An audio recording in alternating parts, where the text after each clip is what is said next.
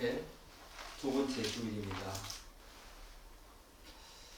벌써 새해가 8일이 지나가는데 작심 삼일이라는 말들이 우리에게 익숙한 말이죠. 그거는 세상 일도 마찬가지고 주의 일도 마찬가지 같습니다. 새해 들어서 이런저런 여러가지 주님 앞에서 이런 모습으로 저런 모습으로 2026년은 그렇게 한번 살아봐야지 라고 다짐하고 고백하고 그렇게 내 의지를 한번 불태웠지만 지금 벌써 다 사그라지고 언제 그러냐는 듯이 그런 모습으로 또 되돌아가는 우리의 모습을 봅니다.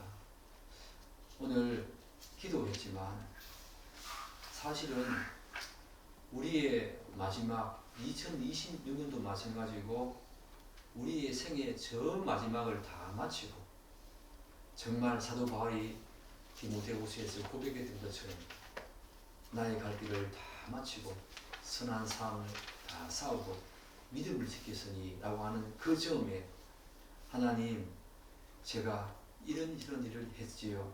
주님 감사합니다. 그래도 이것만큼은 주님 앞에 그래도 부끄러움이 좀 덜합니다 라는 고백이 아니라 하나님 모든 것이 하나님의 은혜입니다 라고 하는 이 고백이 우리에게 진심으로 나와야 될 줄 믿습니다. 우리가 아무리 선한 삶을 싸우고 믿음을 지키고 이런저런 신앙 행위를 한다고 해서 그게 무슨 주님 앞에 큰 자격과 공로와 주님 바라시는 그런 어떤 행위가 되겠습니까? 그렇게 했다 하더라도 주님의 은혜요. 그러하지 못했음에도 불구하고 주님께서 지금까지 인도해 주신 모든 것들이 주님의 은혜다. 이런 고백을 저는 세월이 가면 갈수록 해봅니다. 과거에는 주님 이런 일을 했지요. 저런 일을 했지요. 그래도 주님 앞에 요것만큼이라도 서게 하신 것 감사합니다. 이런 고백을 드렸지만 지금은 그런 고백보다는 주님 은혜입니다. 제 자신이 먼저 내세울 수 있는 것이 아니라 모든 것이 주님의 은혜입니다 라고 하는 이 고백이 먼저 나오는 것이 오늘 저의 신앙의 진심입니다. 여러분들에게도 주님의 은혜입니다 라고 하는 이 고백이 올 한 해 아니 여러분의 전 신앙과 삶에서 여러분의 진심으로 고백하는 삶의 고백되기를 축복합니다. 우리는 지지난주에 산상수훈의 결론부를 열면서 성도는 반드시 좁은 문을 선택해서 좁은 길을 가야 된다 하는 예수님의 가르침, 교훈을 들었지요. 그리고 지난주에는 그 길을 끝까지 가기 위해서는 반드시 먼저 거짓 선지자들의 교훈과 삶을 경계해야 된다. 이런 예수님의 말씀을 들었습니다. 그런데 오늘 본문에서는 예수님께서 그 초점을 다시 우리 안으로 곧 내적인 차원으로 전환하십니다. 사실 먼저 거짓 선지자들의 교훈과 삶을 경계하신 것은 분명히 교회 내에서의 문제이지만 이것은 우리 외부적인 측면이지요. 우리 외부에 있는 거짓 선지자들의 교훈과 삶을 경계하는 부분이라면 그 좁은 길과 좁은 문을 선택해서 좁은 길을 가는 과정 속에서는 또한 우리 내적인 차원도 너무 중요하다. 주님께서는 좁은 길을 끝까지 가지 못하도록 가로막는 심각한 문제가 우리 내면에도 여전히 도사리고 있음을 경고하십니다.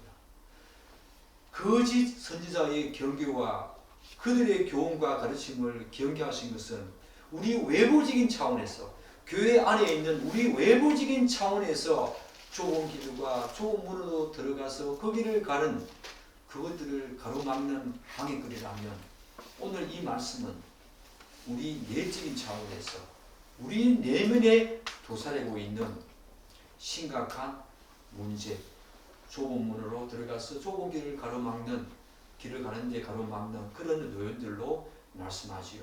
특히 오늘 본문에서 예수님께서 강조하시는 지점은 마지막 심판대 앞에서 드러나게 될 비극적인 현실입니다. 마태복음 7장 21절부터 23절 말씀 아닙니까? 생각해 보십시오. 예수를 믿는 성도가 좁은 길을 끝까지 걸어가야 될 단 하나의 이유가 있다면 그게 뭐였습니까? 마지막 하나님의 최후의 심판대 앞에서 영벌이 아니라 영원한 생명, 영생을 얻고자 함이 아니겠습니까? 그런데 만약 어떤 사람이 평생토록 예수를 믿었음에도 불구하고 그리고 그 안에서도 자타가 본인하는 경건한 삶을 살았다고 자신도 그렇게 자족하고 다른 사람들도 그렇게 인정할 만큼 그렇게 경건한 삶을 살았음에도 불구하고 마지막 최후의 심판대 앞에서 영생이 아니라 영벌에 떨어진다면 그보다 더 처참하고 비참한 현실이 어디에 있겠습니까? 그 사람보다 더 불쌍한 영혼이 어디에 있겠습니까? 아예 믿지 않는 사람은 믿지 않았기 때문에 그렇다 하더라도 교회 안에서 사타가 본인하는 그런 경건한 거룩한 삶을 또한 중직을 맡아가지고 열심을 다해서 하나님께 봉사하고 성도들에게 희생하며 살았음에도 불구하고 영불에 떨어진다면 사랑하는 여러분, 그렇지 않다는 보장 없습니다. 오늘 이 말씀은 우리에게 그 사실을 경고합니다. 그렇다면 예수님은 최후의 심판대에서 어떤 비극적인 상황이 벌어질 수 있다고 경고하십니까? 주님은 이렇게 말씀하십니다. 우리 21절 함께 읽겠습니다. 나더러 주여 주여 하는 자마다 다 천국에 들어갈 것이 아니요 다만 하늘에 계신 내 아버지의 뜻대로 행하는 자라야 들어가리라. 예수님께서는 누가 천국에 들어갈 수 있는지를 먼저 설명하기에 앞서서 먼저 우리가 결코 외면할 수 없는 두렵고도 무서운 말씀을 먼저 하십니다. 이게 예수님의 논리 방식입니다.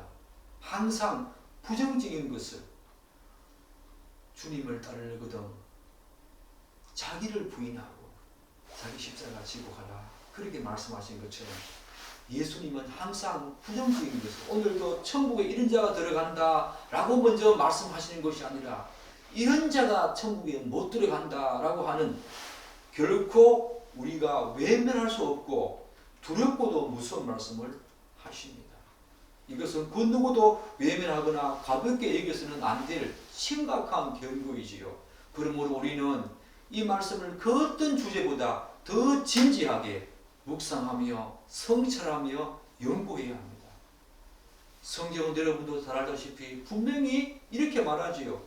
로마서 10장 9절로 10절 어떻게 말합니까? 내가 만일 내 입으로 예수를 주로 시인하며 또 하나님께서 그를 죽은 자 가운데서 살리신 것을 믿어 의에 이르고 입으로 시인하여 구원에 이른다.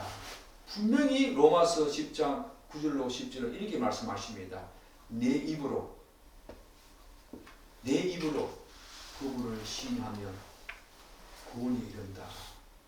그런데 이 말을 내 입으로 오늘 본문의 말씀처럼 주님 그 정도로 고백하고 신뢰한다 라고 생각하면 여러분들은 착각해도 수천 번 수만 번 착각하고 있는 것입니다. 예수님께서는 오늘 본문에서 주여 주여 라고 고백하며 기도한 사람이라고 할지라도 천국에 들어가지 못할 수 있다고 경고하십니다. 따라서 우리는 이런 질문을 던지게 되지요. 그렇다면 주여 주여 하면서도 본문에 나오는 이런 사람들은 어떤 부류의 사람들이길래 이런 비참한 최후를 맞이했을까? 여러분과 제가 그럴 수 있다는 사실을 염두에 두고 들어야 합니다. 본문을 따라가 보면 이들의 모습을 대략적으로 유추해 볼 수 있습니다. 이들은 자기들이 이렇게 고백합니다. 주님의 이름으로 선지자 노릇하고 귀신을 쫓아내고 많은 권능을 행하였다. 그렇게 주장합니다. 사랑하는 여러분 중에 이런 부류에 속한 사람 여기에 있습니까? 여러분이 주님의 이름으로 지금 선지자 노릇하고 있습니까? 귀신을 쫓아내고 있습니까? 많은 권능을 행했다고 여러분 주장할 수 있습니까? 저는 그러지 못합니다. 여기 있는 사람은 정말 탁월한 사람입니다. 우리가 생각하기에 택함을 받아도 정말로 수천 번, 수만 번 택함을 받았다고 할 정도로 위대한 사람들입니다. 이 정도라면 이들은 교회 안팎에서 상당한 명성과 영향력을 행사하는 사람들이었을 것입니다. 즉 이들은 탁월한 은사와 큰 능력을 가진 자들로서 여러 지역을 다니면서 선지자 노릇할 정도로 했다면 여러 지역을 다니면서 안수기도 하거나 강단에서 수많은 사람들에게 감동 어린 설교를 했을 가능성이 상당합니다. 또한 교회의 중요한 리더로서 말씀을 가르치며 성경 연구 모임에서 박식함을 드러내며 영향력을 발휘했을 수도 있습니다. 그런 사람들입니다. 뿐만 아니라 이들은 교회 일에도 누구보다 헌신적으로 그 역할을 했을 중직자였을 가능성도 매우 큽니다. 그래서 교회의 여러 사역을 도맡아서 충성하며 기도에 있어서도 누구보다 열심을 가지고 열렬히 기도했을 수 있습니다. 이들이 뭐라 말입니까? 주여 주여, 우리가 주의 이름으로 열심히 기도하면서 선지자 노를 할 때마다, 귀신을 쫓아낼 때마다, 권능을 행할 때마다 주님 주님 무릎이 닳도록 기도했을 수 있었다는 것입니다. 때로는 주님의 십자가를 묵상할 때마다 눈물을 흘리며 감격했고 아름다운 찬양으로 많은 이들에게 은혜를 끼칠 수도 있었다는 것입니다. 이들은 결코 보통 사람들이 아닙니다. 여러분과 저하고 다른 사람들이었습니다. 다시 말해서 이들의 신앙적인 감정과 정서적인 표현은 누구보다도 풍성했고 탁월했을 수 있었다는 것입니다. 그러나 예수님께서 바로 이런 사람들 가운데에서도 천국에 들어가지 못하는 자들이 있을 것이다 우리에게 경고 말씀하십니다. 우리가 보기에는 누구보다 먼저 천국에 충분히 들어갈 것 같은 그런 사람처럼 보이지 않습니까? 그런데 최후의 심판대 앞에서 예수님이 말씀하십니다. 내가 너희를 도무지 알지 못하니 불법을 행하는 자들아, 너희에서 떠나가라. 이렇게 선언하는 모습을 들을 수도 있다는 것입니다. 사랑하는 여러분, 여러분이 이 말씀을 들을 때 그냥 쉽게 흘려보냈다면 여러분들은 많은 것들을 놓쳤다고 볼 수 있습니다. 이것은 구원과 너무 깊은 관련이 있는 굉장히 중요한 본문입니다. 그러므로 우리는 은사와 능력 혹은 겉으로 드러나는 열정과 헌신만으로 한 사람의 신앙을 단정해서는 절대로 안 됩니다. 구원의 최종적인 판단은 하나님이 하십니다. 따라서 예수님께서 말씀하신 나더러 주여 주여 하는 자마다 다 천국에 들어갈 것이 아니요 다만 하늘에 계신 내 아버지의 뜻대로 행하는 자라야 들어가리라 라는 이 구절은 구원에 대한 매우 중요한 사실을 우리에게 시사합니다. 예수님을 구주로 영접하고 그분을 따르는 고백은 반드시 하나님의 뜻에 순종하는 삶으로 나아가야 한다는 것을 우리에게 가르치고 있습니다. 그렇다면 사랑하는 여러분, 하나님의 뜻대로 행한다는 것은 무엇을 의미할까요? 오늘 본문에서 하나님의 뜻대로 행하지 못했기 때문에 이들이 이런 어마어마한 탁월하고 영향력이 있고 교회에서 중책을 맡아가지고 많은 사람들에게 감동과 영향력과 선한 영향력을 끼쳤지만 구원에 들어가지 못했지 않습니까? 하나님을 말씀하십니다. 너희들은 나의 뜻대로 행하지 않았다. 그러면 하나님의 뜻대로 행한다는 것은 무엇을 의미할까? 우리는 성경 전체적인 맥락 속에서 다음과 같은 두 가지 일관된 원리를 발견할 수 있습니다. 첫째, 하나님의 뜻대로 행한다는 것은 성도가 하나님께 받은 자유와 권리를 자기 자신을 위해 남용하지 않고 오직 하나님의 영광을 위해서 사용하는 것을 하나님의 뜻대로 행한다. 이게 분명히 하나님의 뜻 아닙니까? 사랑하는 여러분, 예수님께서 제자들에게 뭐라고 말씀하십니까? 바리새인들과 서기관들이 그렇게 물었을 때에 예수님, 계명 가운데 두 가지 계명, 정말 중요한 두 가지 계명 말씀해 주실 수 있습니까? 라고 했을 때 예수님께서 첫째는 내 마음과 뜻과 내 목숨까지 다 바쳐서 내 하나님 여호와를 사랑하라. 그리고 내 이웃을 내 몸과 같이 사랑하라 라고 말씀하지 않았습니까? 이게 율법의 뜻입니다. 하나님 말씀의 뜻입니다. 그러므로 하나님의 뜻대로 행한다는 것은 하나님께서 주여 우리에게 부여하신 자유와 권리, 예수를 믿는 모든 사람에게 부여하신 그 자유와 권리를 자신을 위해서 남용하지 않고 하나님의 영광을 위해서, 그것은 하나님의 사랑과 관련됩니다. 먼저 하나님의 사랑, 하나님을 진실로 사랑하는 자는 그 자유와 권리를 절대로 자기 유익을 위해서 남용하지 않겠지요. 하나님의 영광을 위해서 모든 것을 자유와 권리를 사용하는 사람, 그 사람이 바로 하나님의 뜻대로 행하는 자, 그게 아니겠습니까? 둘째로 하나님의 뜻대로 행한다는 것은 신앙과 삶의 행위를 자기 유익이나 이익, 곧 자기 중심적인 목적을 위해서가 아니라 다른 사람들을 유익하게 하고 그들로 하여금 구원에 이르도록 돕는 방향으로 자신의 모든 신앙과 삶을 드리는 것입니다. 이것은 바로 이웃사랑이죠.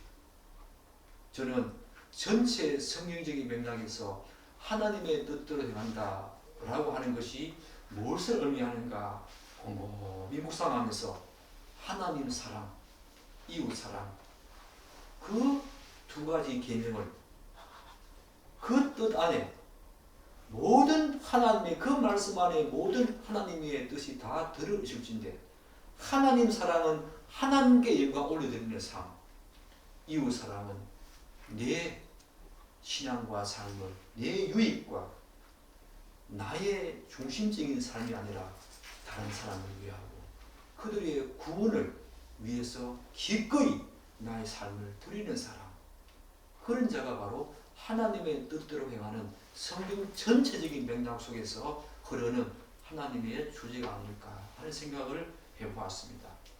사랑하는 여러분, 하나님의 뜻대로 행하는 사람은 다른 사람들이야 어떻게 되어든 상관하지 않겠다, 그런 식으로 자신의 판단과 자유를 내세우지 않습니다.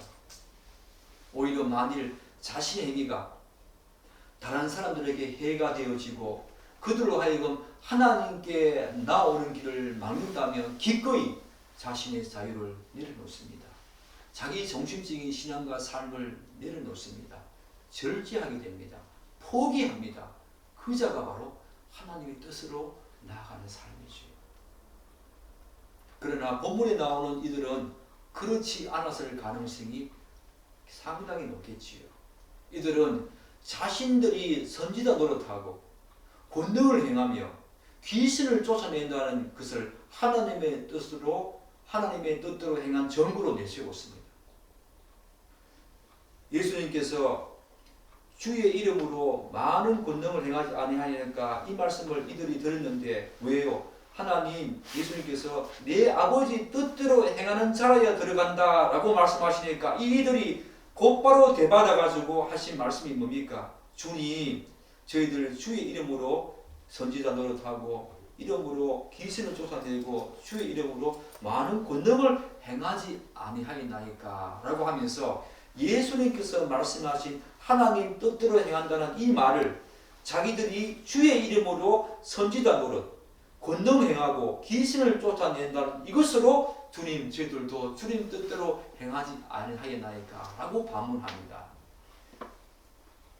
그런데 예수님께서는 그 말씀을 부정하시지요. 왜냐하면 이들의 모든 행위가 결국 하나님 사랑과 이웃 사랑에서 멀어졌다는 겁니다.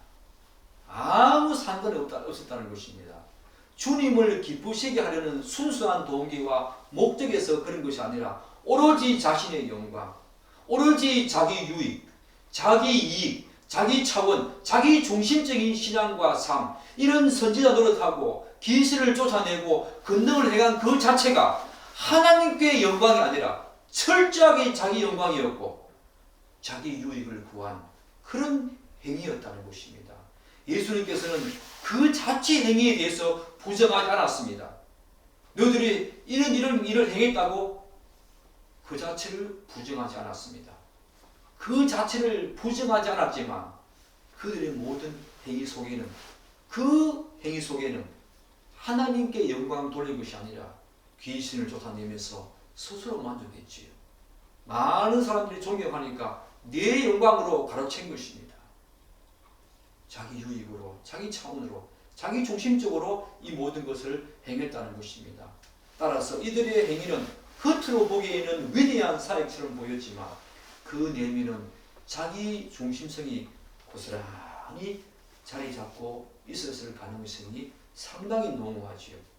그러므로 우리는 이들의 모습을 반추하면서 우리 스스로에게 이런 질문을 던져야 합니다. 과연 내 신앙과 삶은 모든 동기가 주님의 소유로서 주님을 위하고 주님을 기쁘시게 하는 것인가, 그리고 많은 사람들에게 유익을 위한 것인가 라고 하는 질문을 우리 스스로에게 던져야 합니다. 이 질문 앞에서 어떤 사람들은 이렇게 반문할 수 있지요. 그렇다면 목사님 당신은 지금 행위구원을 말하고 있는 것이 아닙니까? 물론 이 질문은 결코 행위구원을 이렇게 행해야만 구원을 받는다는 행위구원을 말하고 있는 것이 아니지요. 이 질문의 요지는 성도가 천국에 들어가기 위해서는, 예수님께서 말씀하신 이 말씀의 요지는 성도가 천국에 들어가기 위해서는 무엇보다도 온전한 믿음, 성경이 말하는 참된 믿음이 필수적이라는 것을 강조함입니다. 본문은 바로 이것을 말하는 것입니다. 그리고 그 온전한 믿음은 단순히 아는 것, 사랑하는 여러분, 선지자 노릇했다. 얼마나 많은 것을 알고 있었을까요? 그러나 온전한 믿음, 성경이 말하는 참된 믿음은 아는 것이냐, 이들은 얼마나 많은 주여 하면서 권능을 행하고 선지자 노릇하며 또한 귀신 쫓아낼 때 얼마나 많이 울었을까요? 그러나 온전한 믿음은 단순히 아는 것이나 감정적으로 느끼는 것에서 그치지 않고 반드시 하나님의 뜻에 따른 행함으로 드러나야 한다는 것입니다. 그것을 지금 예수님께서 말씀하고 있는 것입니다. 이것을 지난주의 말씀과 우리가 한번 결부시켜보면 그것이 삶과 신앙의 열매로 나타나야 한다는 것입니다. 열매로 나타난다는 것은 무슨 말씀을 의미합니까? 행함으로 나타나야 한다는 것입니다. 지난주에 하신 말씀과 결코 분리할 수 없는 말씀입니다. 다시 말해 믿음의 의지적인 요소와 감정적인 요소가 아무리 충족되어 있고 다른 사람들보다 탁월하다고 하더라도 그것이 지적으로 순종하는 행위로 연결되지 않는다면 그 믿음은 성경이 말하는 참된 믿음 결코 아니지요. 그러므로 지식과 감정의 필요 조건은 분명히, 그러므로 지식과 감정은 우리 구원의 분명히 필수 조건은 틀림없지만 충분 조건은 결코 아닙니다. 하나님의 뜻대로 행하는 믿음은 전인격적인 순종과 믿음 그리고 열매로 이어져야 합니다. 이것은 절대로 행위구원을 말하는 것이 아닙니다. 하나님을 인격적으로 사귀고 교제하고 성령으로 회심하여 거듭난 사람은 반드시 이런 참된 믿음으로 나아간다는 것입니다. 따라서 사랑하는 여러분, 하나님의 뜻에 따른 행위가 없다면 그것은 처음부터 제가 방금 말씀드린 것처럼 구원받은 믿음이 아니었음을 드러내는 것이나 다름없지요. 왜냐하면 참으로 중생하고 회심한 사람은 결코 자기 뜻대로 행하지 않습니다. 성경은 이를 분명히 증언합니다. 진정 하나님의 뜻대로 사는 사람은 예수 그리스도의 고난에도 기꺼이 동참한다고 말합니다. 그리고 베드로전서 4장에서 말씀하신 대로 사람의 정욕을 따르지 않고 오직 하나님의 뜻대로 행하면서 육체의 남은 때를 산다. 그렇게 분명히 베드로는 말하고 있지 않습니까? 이런 사람들의 삶은 성령의 아홉 가지 열매로 풍성히 채워지고 그 열매는 참된 믿음의 증거로 나타나지요. 지난주에 우리가 열매로 그 사람을 판단하고 안다라고 했듯이 열매는 행함으로 나타납니다. 분명합니다. 그 행함이 없다. 행함으로 참된 믿음을 드러내지 않으면 야고보서 2장에서 말하는 것처럼 그것은 믿음이 아니지요. 가짜 믿음이지요. 헛된 믿음이지요. 구원에 이르는 믿음이 아닙니다. 반대로 교회 다니고 신앙적 언어를 사용하면서도 여전히 자기 뜻에 따라 사는 사람들은 일시적으로는 성령의 열매와 유사한 것을 맺는 것처럼 보입니다. 그러나 시간이 지나면 지날수록 결국 육체의 일을 드러내지요. 뿐만 아니라 이런 사람들은 시간이 흘러도 믿음의 성장과 진보가 더딘 정도가 아니라 거의 없습니다. 신앙생활을 30년, 40년, 아니 50년 이상 했다 하더라도 신앙 행위는 더 열심히 할 수 있을지는 몰라도 결코 신앙의 진보와 성장은 없습니다. 겉으로는 무언가 성장한 듯 보일 수 있지만 그것은 성경이 말하는 진정한 성도의 모습도 아닐 뿐더러 믿음의 성장과 진보도 아닙니다. 분명히 에베소서에서 사도 바울은 우리에게 이런 권면을 하지 않습니까? 그리스도의 장성한 분량이 충만한 데까지 살아야 한다. 사랑하는 여러분, 참된 신앙과 온전한 믿음은 자랑이 있습니다. 믿음은 자랑이 있습니다. 따라서 하나님의 뜻대로 행하는 신앙과 삶의 모습은 날마다 신앙의 성장과 성숙으로 나아간다는 것입니다. 이들은 비록 귀신을 쫓아내고 선지자 노릇하고 또한 많은 권능을 행했지만 신앙의 진보와 자람이 없었을 가능성이 상당히 높습니다. 물론 성경이 말하는 이 성장과 진보는 양적인 측면만이 아니라 반드시 질적인 측면이 따라야 하지요. 그것은 두말할 필요가 없습니다. 그런데 하나님의 뜻이 아닌 자신의 뜻대로 행하는 사람들의 열매를 보면 겉으로는 마치 양쪽으로는 풍성해 보이지만 실상은 가짜 열매만 무성하게 맺을 뿐이지요. 한마디로 말해서 내적 깊이와 질적인 성장은 그들에게서 거의 찾아볼 수 없습니다. 양은 풍성합니다. 너무 많은 것을 하면서 우리가 생각하기에도 저런 열매가 너무 탁월하다. 어떻게 저런 열매를 맺을 수 있을까? 라고 우리에게 감탄을 자아내고 경이로울 정도의 열매가 풍성해 보이지만 그 신앙의 열매는 결코 성장과 진보와는 무관합니다. 사실 어떤 사람이 맺는 열매의 질, 곧 믿음의 성장과 진보는 겉으로 잘 드러나지 않습니다. 반대로 열매의 양은 쉽게 드러나고 눈으로 잘 확인할 수 있지요. 그래서 사람들은 흔히 어떤 사람이 맺는 열매의 질이 아니라 그 열매의 양, 그걸 보고 그 사람의 믿음을 평가하는 경우가 많이 있지요. 여러분도 그렇지 않습니까? 그러나 질적인 성장과 성숙, 내적 성장은 그에게 거의 없습니다. 단지 외적으로 드러나는 양적인 측면만 드러나는 사람은 진정한 믿음을 소유한 성도가 아니라 유사 성도, 가짜 성도, 이런 가능성이 너무하지요. 사랑하는 여러분, 그렇다면 우리는 본문을 근거로 해서 궁극적으로 이들이 하나님 나라에 들어가지 못한 이유가 뭘까? 지금까지는 제가 성경 전체적인 맥락 속에서 하나님의 뜻대로 행한다는 것이 무엇인가 여러분에게 말씀드렸는데, 오늘 이제 구체적으로 우리는 본문을 근거로 해서 과연 이들이 궁극적으로 하나님 나라에 들어가지 못한 이유가 무엇인가 살펴봐야 되겠죠. 세 가지로 살펴보겠습니다. 첫째, 이들이 하나님 나라에 들어가지 못한 이유는 이들이 자신들의 선지자적 사역과 능력 행함 자체를 구원의 근거로 삼으며 자기 기만에 빠졌기 때문입니다. 여기서 선지자 노릇, 이 말은 단순히 미래를 예언하는 그런 차원이 아닙니다. 성경에서 선지자들을 했다, 이 말은 단순히 미래를 예언하는 점치는 정도, 그 정도가 아니지요. 하나님의 복음을 선포하고 말씀을 전달하는 행위를 뜻합니다.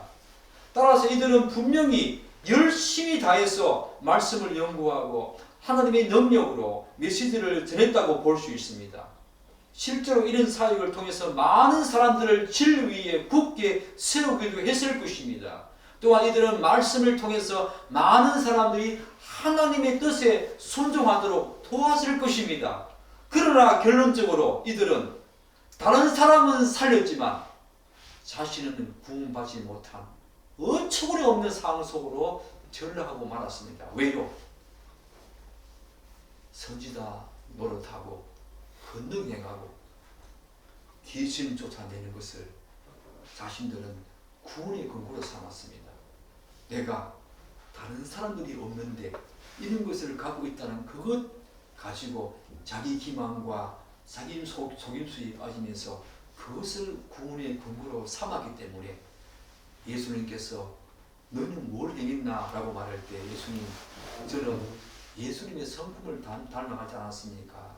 믿음의 성장과 거룩을 추구하면서 하나님의 성품을 닮아가지 않았습니까? 그런 고백이 아니라 예수님 주의 이름으로 이것 했지요. 귀신 쫓아냈지요. 제가 권능을 행했지요. 예수님처럼 선지자 노릇을 했지 않습니까? 라고 하는 것을 구원의 근거로 삼았던 것입니다. 그래서 떨어진 것입니다. 사랑하는 여러분, 오늘날도 율법주의, 예수를 믿는다고 하면서도 이런저런 신앙 행위를 가지고 또한 여기에 나오는 것처럼 수많은 권능을 행하고 귀신을 쫓아내고 뭔가 기적을 행하고 뭔가 탁월한 은사를 받은 그 자체를 구원의 근거로 삼는 사람이 상당할 수 있다는 거 여러분 부정할 수 없을 것입니다. 조심해야 합니다.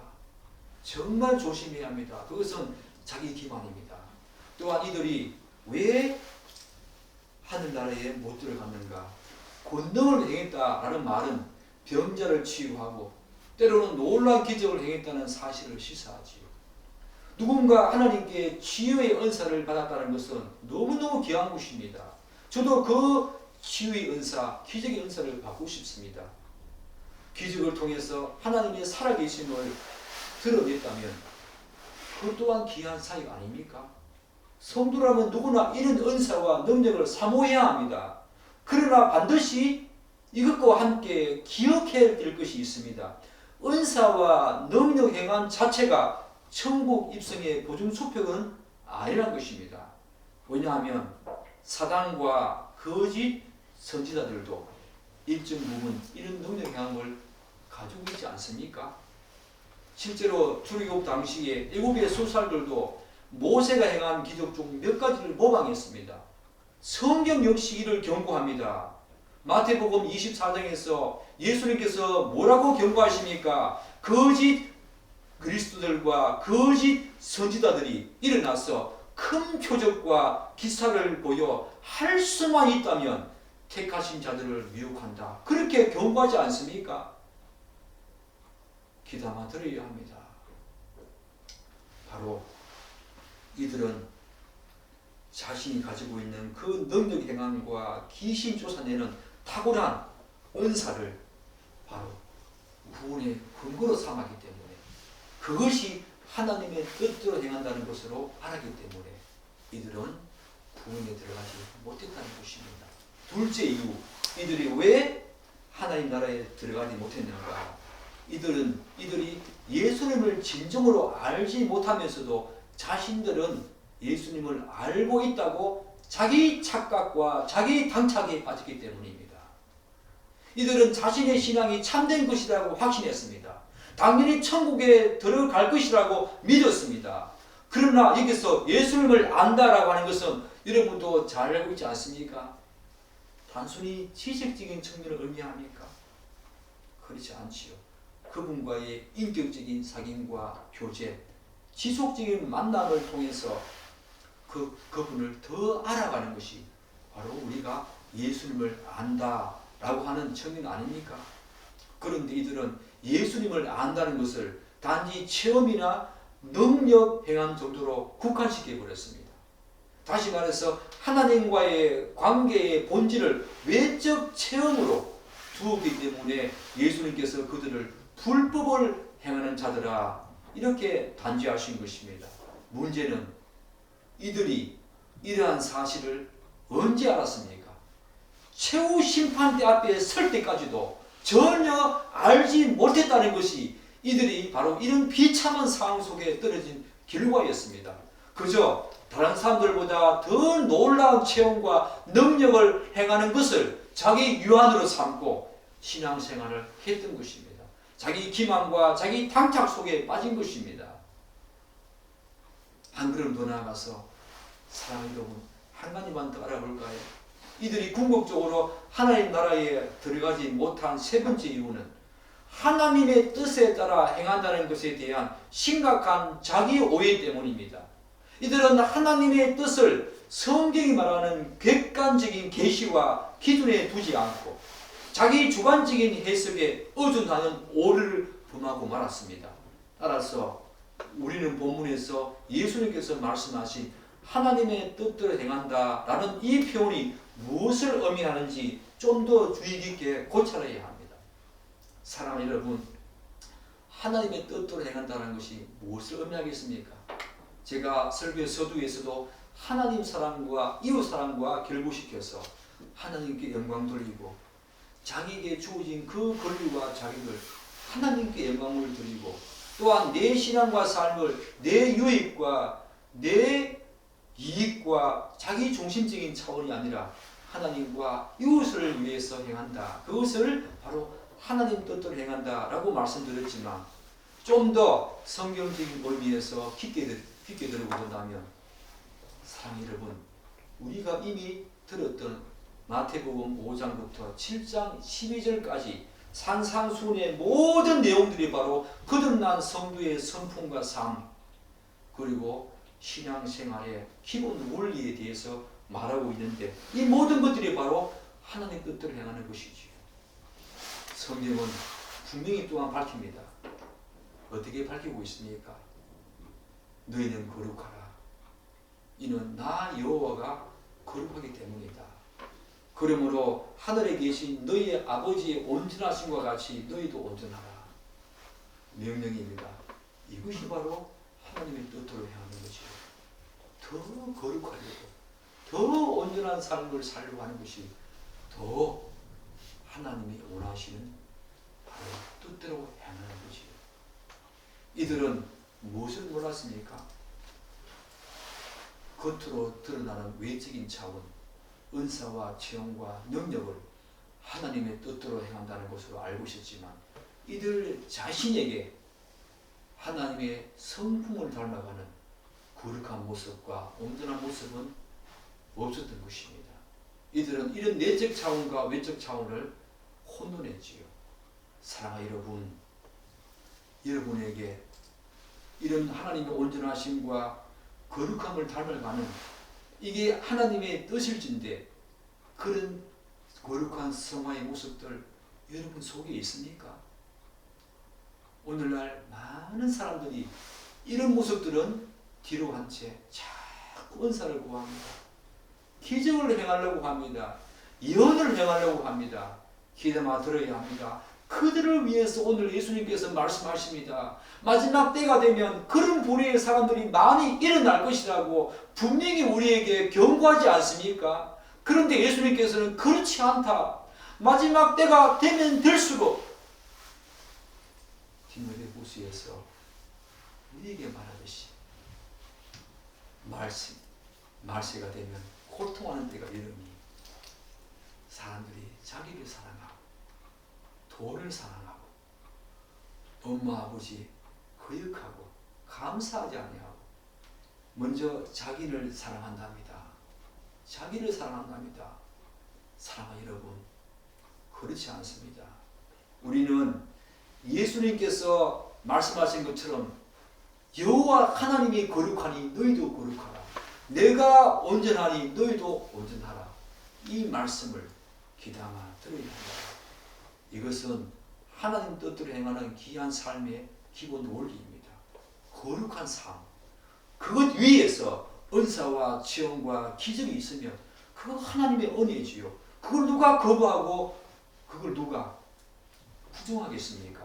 그런데 그런 은사와 체험과 기적을 행함에도 불구하고 하나님 뜻대로 행하는 삶, 거룩하고 온전한 삶, 그분의 성품과 그분의 그 위대한 모습들을 닮아가고자 하는 모습들이 없다면 그것은 모래 위에 지은 집, 후에 우리가 말하겠지만 모래 위에 지은 집과 같습니다.